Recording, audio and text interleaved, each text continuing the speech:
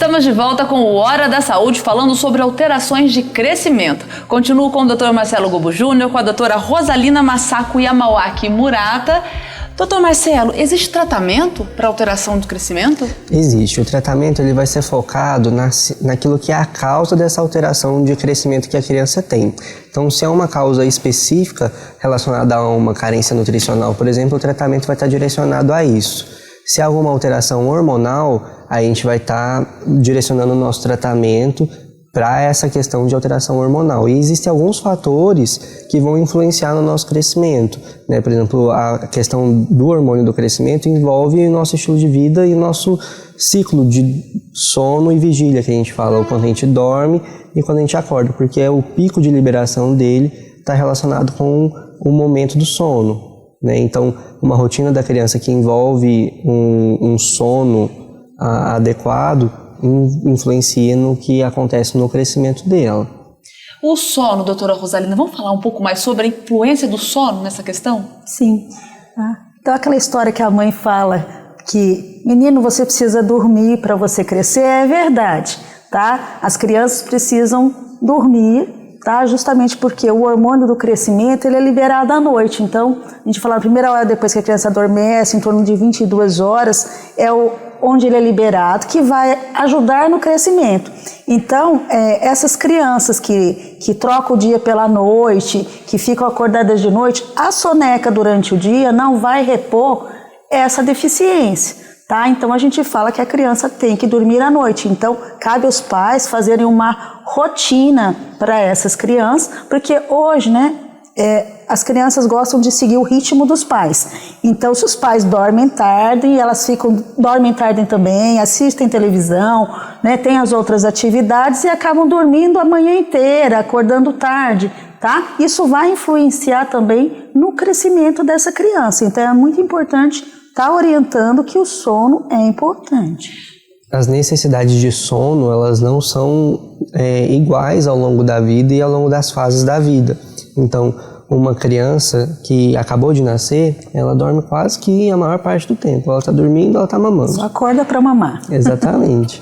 Depois, a hora que ela vai crescendo, essa necessidade vai diminuindo. E quanto mais velho a gente vai ficando, a gente vai dormindo menos. Então, um vovô, ele dorme muito pouco e fica bem. Um adolescente, ele precisa dormir muito, senão ele não cresce. Né? O pico de crescimento é na adolescência. A gente vai tendo períodos de estirão, né? Mas a fase que a gente vai crescer mais e que vai mudar mais o nosso corpo é na adolescência. E tudo isso é feito por uma questão de indução hormonal. Então, o meu corpo ele tem algumas coisas que são sinalizadores. E esses sinalizadores são os hormônios. É como se a gente tivesse dentro da nossa estrutura do corpo, aquilo que avisa que é a hora de mudar. Isso que avisa, esse mensageiro, esse carteiro das informações que a gente tem, são os hormônios. E eles são influenciados de acordo com aquilo que está acontecendo. Como que o nosso corpo entendeu que agora é hora de crescer? Como que o nosso corpo entendeu que agora é hora de engordar? Ele vai recebendo essas mensagens pela quantidade de luz que a gente está exposto do dia, então quanto tempo de sol eu tenho, quanto tempo de noite eu tenho, e o nosso corpo vai entender dia e noite pela luz que a gente percebe, a gente percebe luz pelos nossos olhos.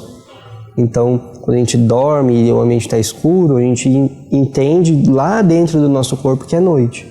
E é essa quantidade de noite que a gente tem que vai regular diversos hormônios de crescimento e desenvolvimento, como o GH, por exemplo, né? A melatonina, que é o hormônio que vai dar essa regulação do ciclo sono-vigília, né? Então, o máximo período de noite, ela vai ser mestre para outros sinalizadores, é como um telefone sem fio, né? Então, um mensageiro levantou a bandeirinha aqui, aí o outro mensageiro levanta a bandeirinha de lá, e aí tem a mensagem de volta. Como se a mensagem chegou. E aí a gente tem o pico do crescimento. São vários dias com um período de luz reduzido, vários dias com um período de luz aumentado, e eu vou entendendo que está chegando mais determinada hora de crescer, hora de desenvolver ou não. A gente sabe de muitos adultos que tomam a melatonina, né, para auxiliar no sono, e também muitas crianças tomam. É saudável uma criança tomar esse hormônio? Não, não é saudável. Saudável é a gente seguir as rotinas diárias, tá? A criança tem que ter a rotina do comer, a rotina do dormir, né? Isso é muito importante aí para o crescimento e desenvolvimento dela. Doutora Rosalina, a senhora falou no início do programa sobre a curva que mede as alterações de crescimento, mas a partir de qual idade, para a gente reforçar, é que é possível diagnosticar que existe uma alteração no crescimento? A qualquer momento. Desde bebezinha? Certo? Desde bebê. Então você faz o acompanhamento, por isso que é importante você não ter uma medida de uma altura, de um peso. Porque quando você tira somente uma medida, o que acontece? Ela pode encaixar naquela fotografia que você tirou daquele momento, que ela está dentro do padrão adequado de peso, estatura dessa criança, tá? Agora, quando você faz o acompanhamento da curva, tá? Muitas vezes aquele ponto que você viu daquela estatura, ela está fora em relação ao canal de crescimento que ela vinha acompanhando. Então aí é um sinal de alarme, que ela está fugindo do canal de crescimento normal dela. Tá? Então, por isso que a gente fala que uma medida só não quer dizer que a criança está crescendo adequadamente. Tá? Então, a gente tem que ter esse acompanhamento. O acompanhamento é muito importante. Então, levar as crianças para fazer as consultas de puericultura, que a gente fala. Então, né, até os 6 meses a gente mede pese todos os meses. Tá? Depois a gente vai espaçando cada 2 meses, 3 meses, mas tem sempre esse acompanhamento, tá? Porque como a velocidade de crescimento também vai caindo, vai diminuindo, então as consultas acabam sendo espaçadas no período. Mas você tem que ter esse acompanhamento ao longo, né, a gente fala dos anos da criança, para você ver se ela tá seguindo o padrão dela, certo? Doutor Marcelo, e esse acompanhamento, ele pode ser feito pelo SUS? Pode, e ele é acessível para qualquer pessoa na unidade básica de saúde, né? A gente tem os profissionais lá, que são os médicos de família e os pediatras que fazem parte da equipe, para poder acompanhar esse crescimento e desenvolvimento da criança. Pode ser feito também no serviço privado, se você utiliza algum plano de saúde, algum convênio, também. E a família deve procurar algum especialista? Quando? Como? Então, a gente pode fazer a consulta de rotina na unidade básica de saúde com o médico que está lá dentro do sistema do SUS, e quando ele identifica alguma alteração, né, alguma variação desse crescimento, é hora de consultar o especialista para poder entender, quando não tem uma causa evidente ali, né, investigar e poder fazer o tratamento adequado. Às vezes ele vai passar com um pediatra geral e mesmo assim ele ainda vai precisar de um auxílio do endócrino pediatra, né? Quando tem algumas alterações que são hormonais específicas para poder fazer o diagnóstico, para poder fazer o tratamento, ele vai precisar de um especialista, subespecialista na verdade, né? A especialidade da especialidade, para poder fazer aquela intervenção, porque são alterações muito específicas. Doutora Rosalina, doutor Marcelo, quais outras consequências essas alterações de crescimento podem causar na saúde das crianças?